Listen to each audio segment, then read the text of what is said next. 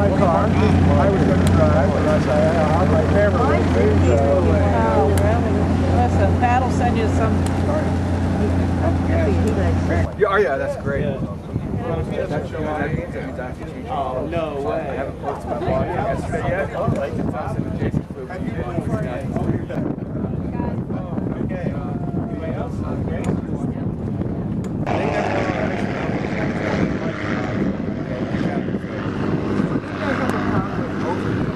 Big time. We had the same problem.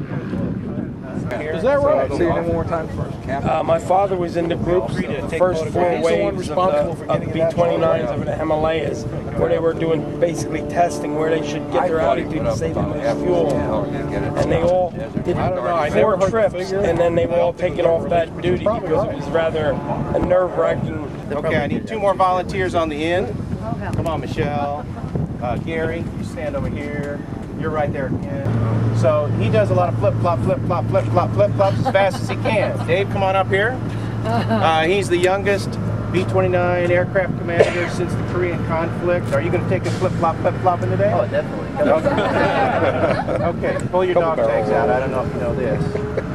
These are his dad's dog tags, who was a B-29 tail gunner in World War II. Wow. And then you're going to introduce Mr. Boucher. Okay, so Bob, step up this way. So this man actually took delivery of the first B-29 the Air Force accepted from Boeing. He was the first man to have 1,000 hours in B-29s. And then, if I'm correct, you also led the flight of B-29s over the Missouri when they were signing the peace treaty. Is that right? Absolutely. All right, so I'll let you say a few words. Tell him how many hours you had when you picked it up. 1,500 in this. No, but when you picked up your first B-29. 2 hours and 15 minutes. There you go.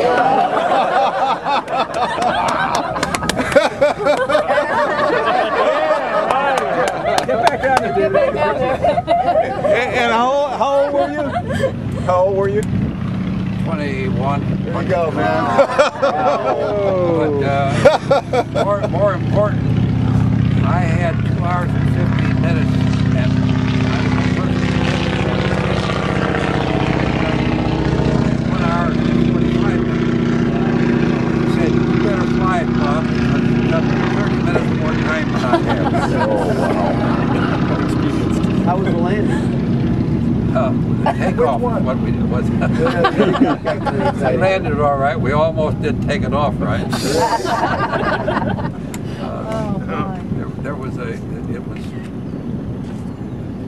It wasn't rigged very well. Whoever testified, and it required a lot of adjustment in the tabs. I took off, and it's with all the rudder I could put on it just went off at an angle like this. I got my co-pilot, my captain co-pilot on. We got it straightened out. We missed a great big crane that was sitting off the end. Right Oh, Lord.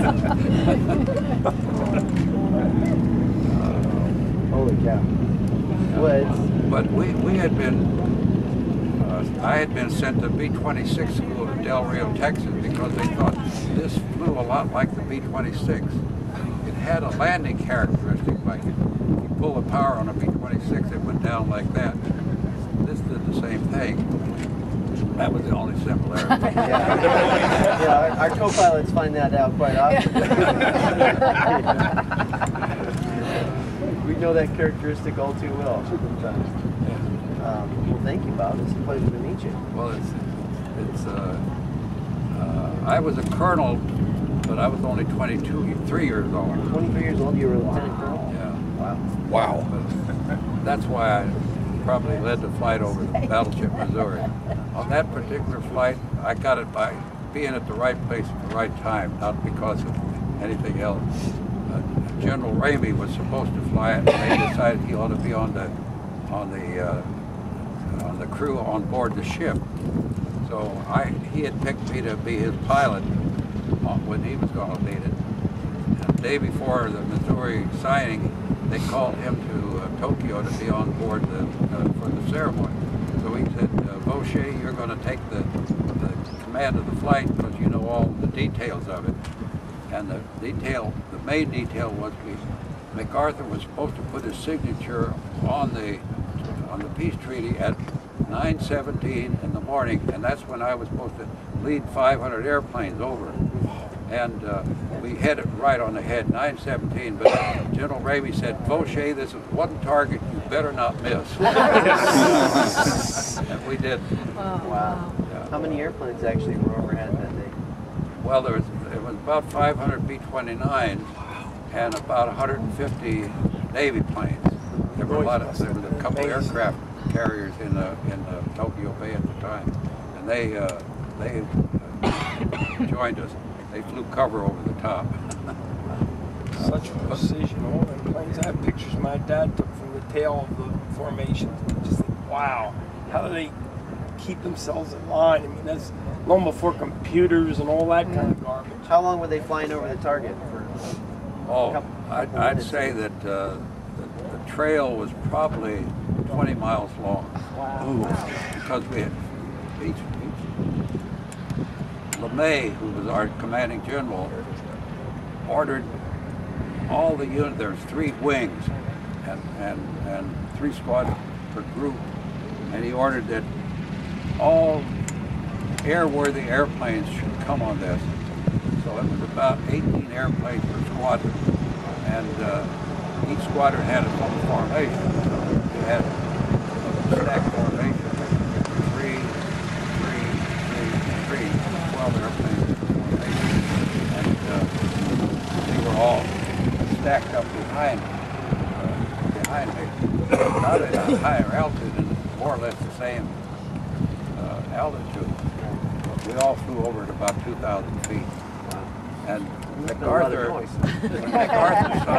signed the treaty after the Japanese, if you've all seen that movie. He signed it, and he looked up to his aide, and he said, "Where are the airplanes?" Just about that time, we started coming over. So he's your co-pilot today, right? Yeah. He's gonna actually make sure we do it right, for sure. Pardon? You're gonna make sure we do it right. We fly Oh, this thing correctly. you better do it right.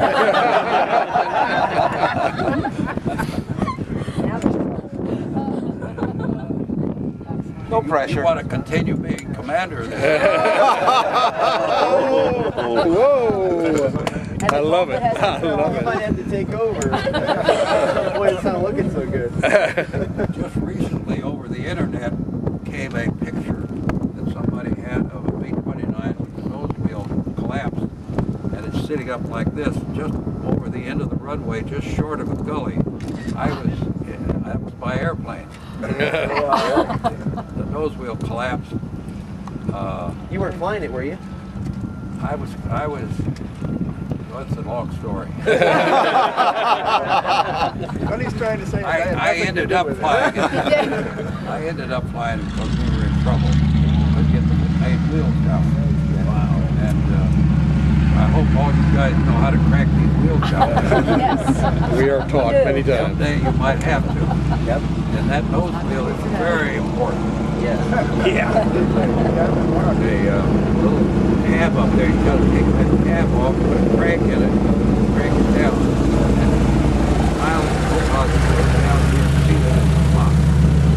That arm, see that arm there, keep it down like that, that's not that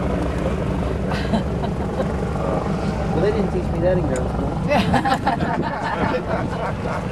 Don't ever let that happen. If you want to know the real story on it, the nose wheel came down by gravity. And it indicated by looking down there that it wasn't locked. The flight engineer said, "I've cranked it down." Afterwards, there's always a accident investigation. They found out that he was only turning the cap that covered in the floor, and it had been loose, so he had cranked it, and he thought that and he got to the end of what he could, you could put the crank in it like this and turn it like this. He thought it was locked, and it turned out that he didn't ever get the crank down in there and start cranking the right place. So it never came down at all. It's still up. Oh, well, it was down, but it was slightly back, which you could see that there, but it was hard to believe. So we just assumed it couldn't be, he couldn't crack it down any further. He wasn't a flight engineer after that. Let me ask you this. That was the end of his. You have to tell us about how before every flight you line up all the crew and do a crew inspection. I think we need to do a crew inspection right now. Don't you think? I think so. All right. Okay. Mr. Roche here is going to conduct this. So scanners. Ammunition, is all the ammunition on It's board? all loaded, ready to go. Okay. All right. Do we have a flight engineer today? Yes, we do. We do. Flight engineer. Flight engineer. How are the engines? How many hours we got on? 2. We got it made. We got about 80 or 90 on these engines. 80 or 90. Been on 3 years. We take good care of these engines. How come they didn't change them already? Because they're not broken. Okay. Got everything in order. We're ready to get Ready to go. All right. We got a tail gunner, we got a bombardier, and we got a top gunner. You don't have a full crew. We'll do it anyway. We improvise and overcome. The hell with those Japanese. Now, would you say though that the pilots are the ones that get all the glory? Is that right? But the flight engineer gets all the work. Yeah. No, that's about right. I have a picture here of my crew. You will see that I've got this top here up in front of me, and I always put the crew up this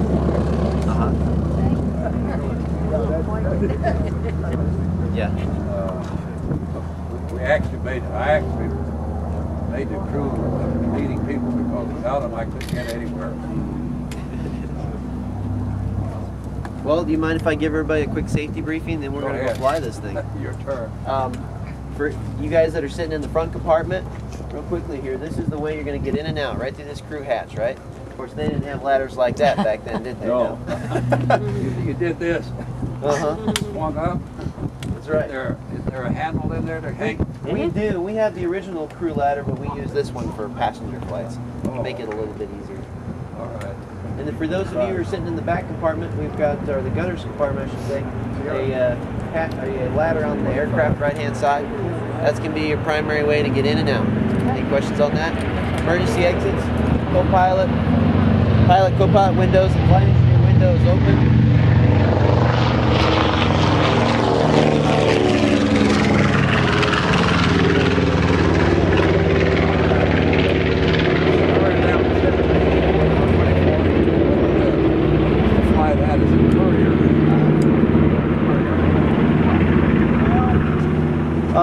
Just real quickly here too, if you're in the back, the overheating issues and all the... Thank God. Yeah, yeah, you probably wouldn't be flying in it. But anyway, these engines are much more reliable as compared to the older B-29 engines. So, you were ready if that motor just made a tick. You were ready to handle the situation, weren't you? Almost had that engine number 3 burn off the airplane. Wow. We got the fire out. That's pretty serious. Yeah, we were very, very lucky. The flight engineer saved us from that one. That engine blew, the crankcase blew. It sounded like we were hit by an anti-aircraft. I mean, the old airplane shook. The flight engineer hit we had 4 fire extinguishers at that time in each engine. He hit all 4 fire extinguishers at one time. So that was not the procedure. The procedure was to hit 2, and if that didn't put the fire out, he hit the other 2. We found out later that was still, he did the whole thing at once. He did it out of procedure and got the fire out. Well, we made it another 1,000 miles on 3 engines. Wow. 1,000 miles on 3 engines. That was the longest mission in World War II, 4,000 miles. Round trip. Did you ever fly it on 2 engines? Well, just testing. Just testing. Very cool. Okay. I'm going to go first and see Stephanie.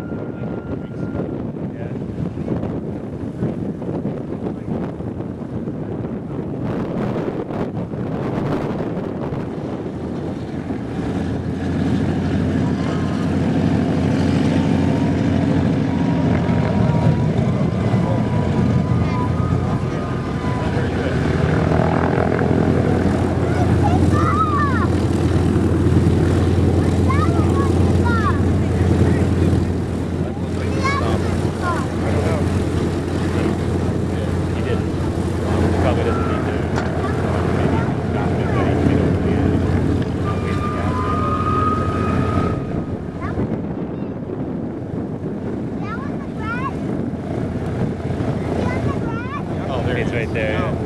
Down there. Yeah.